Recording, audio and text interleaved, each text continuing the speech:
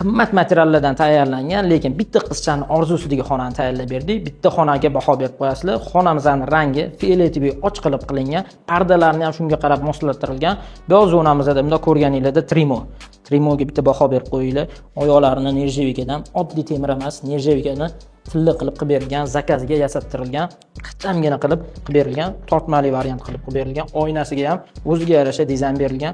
Bu dizaynni ham sotuvchimiz xonani interyeriga taklif bergan, xuddi o'sha narsani mijozimizga yoqqan, shuni bajarib berilgan.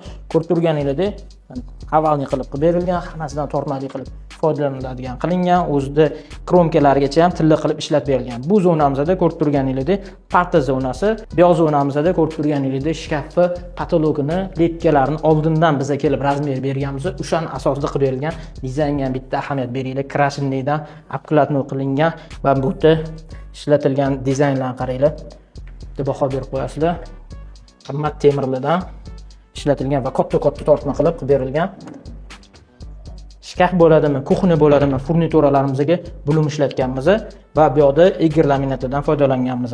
Kravat zonamizda spalnini spinka tarafiga ahamiyat beringlar. Buni tikilishlariga dumaloqni aylantirib, oxirigacha endi buni mebelchilar tushunadi, qiyinligini, ancha qiyin fason, xuddi shu narsani chiqazib berganmiz. Endi mijozimizdan matras qo'yib olsalar bo'ldi. Biza matras tema bo'ladimi, stul tema bo'ladimi, zina tema bo'ladimi aralashmaymiz. Mijoz o'zlaridan topsinlar deb aytamiz.